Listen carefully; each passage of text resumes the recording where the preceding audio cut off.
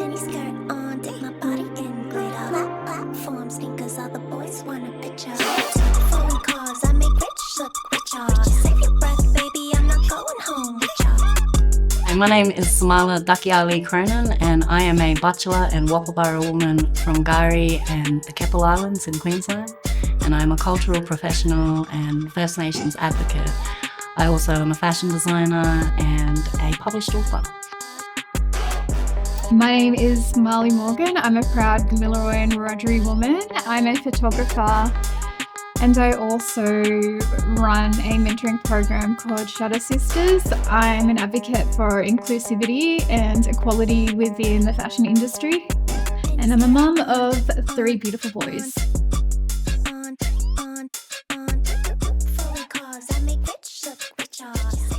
I think first off, we need to realise that just because someone's rich does not mean they are successful. I think we can be successful in other ways, like what we're doing in community, just breaking those generational curses and being able to, be there for our families and communities. And celebrating those wins. I think that that's probably It's so important that we celebrate our wins and others. Yeah, and really build each other up. I find the more we celebrate and empower each other, it's because I really truly believe money is energy.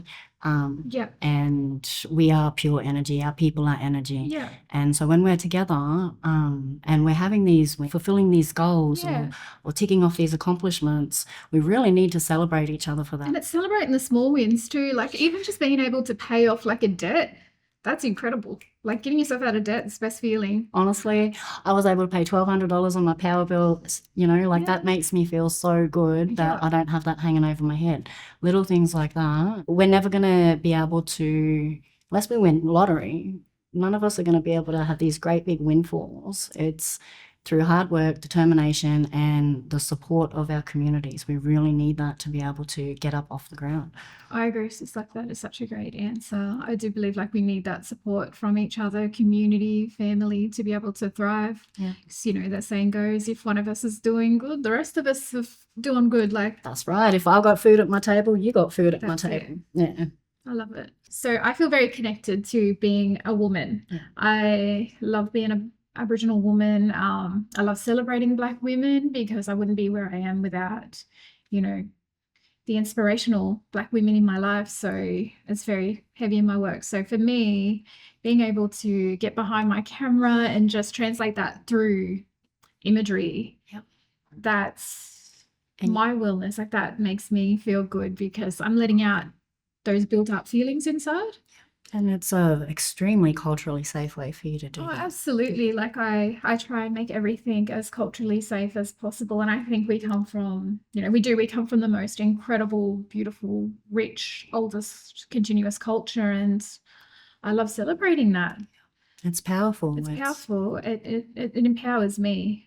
And empowers so many as well because, I cannot wait to see what happens with your Shutter program and all of the young creatives that are going to come from that. And through like photography, it's been able to provide me with, having a house for my children, being able to, help them with their education and I think that there you just touched on something and it may be a little bit off center to financial wellness, but education. Like I didn't complete grade 10.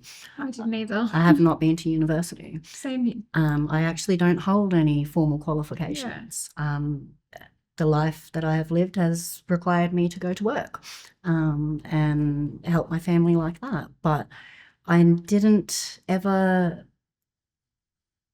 see myself as being able to be financially secure, even having 9-to-5 jobs and having secure full-time employment until I started to own my cultural authenticity and my own story and where I come from, because that you cannot fake it. That's it, sis. You're owning your own power and, people are seeing what you're doing and that itself is incredible. So for me, how I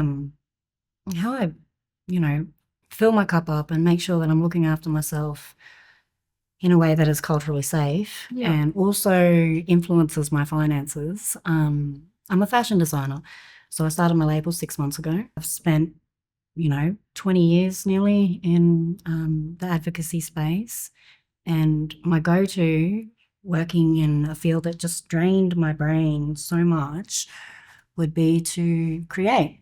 So I would weave, I would paint, I'd go fishing or hunting and just being on country, like you're saying, connecting. Incredible. Beautiful. But that also, Yeah. in turn, I do it as a healing practice, but then it also provides me with monetary funds because I can sell the things that I make. So I'm taking all of that angst and energy or anxiety that I hold within me and I'm pouring it into something that is connected to me culturally. It takes it from me, something beautiful comes out of it, and then I can transfer that into energy to take me forward. It's amazing to see like both of us were doing what we're passionate about, and that itself is building our own wealth, and we're being able to pay off debts and rent and those little things. I think for me, I have a positive affirmation that I say to myself every day, and you should too. And I repeat it to myself every day when I wake up. So it doesn't matter how much money I have in the bank, doesn't matter how much work I've got lined up in the future. I am paid to exist, and my existence is highly valued. My dad's from a very culturally rich place, and my mum her people had first contact with Cook. So on one side of my family, it's, we have access to all of this culture and song and dance and tradition. And then on the other side, it was all decimated through colonization. And so the magic that we went through certain rites of passage to attain, the energy that we would build up, we haven't been able to accumulate it. And it has sat stagnant inside us, not being able to flow. So once we release it and we let it flow, if we want financial security, we will attain financial security. Yeah, because we have to believe that it is a possibility for us to do so. Yeah. If we don't believe it, it will never happen. Yeah. And so as First Nations people, we need to believe that we are worthy and that we are highly valued just to exist, just for being here on our country, because we are the survivors of 1,000 generations. For me, I'm a mum, so I often do feel the stress of not being able to financially care for everyone. So I try not to be too hard on myself because there's so much extra pressures being a Black woman. So I like to just take some time out for me through self-care, whether that be just having like a really delicious meal and just some quiet time and just appreciating those little moments, or just going out on country and just, trying to ease my mind of all those little stresses. Nurture yourself. Nurture myself and fill my own cup and make sure that, I'm doing well mentally and on the inside. And time, there's a saying, time is money. So that is when we take the time to spend on ourselves away from everything, that is financial self-care as well. Oh, absolutely. Yeah. Like, how are we going to thrive if we're running low? I think like we need to look after ourselves so we can be our best selves and be financially well, and well in so many other ways too. If, we're doing good, then we're putting that good energy out, we're manifesting, we are doing good. And energy, they've proven scientifically in quantum physics that energy and matter is unexplainably magic. So beautifully said, sis. I 100% agree.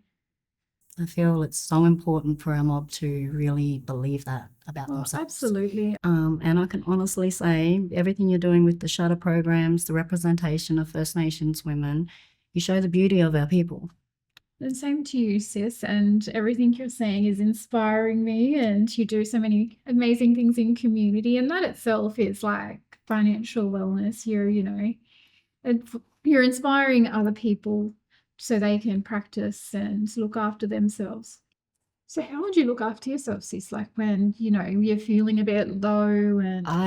For me, I'm a real water baby. Yeah. So I'll go to the salt water Just the smell of it before I even get to it is enough for me to just Yeah.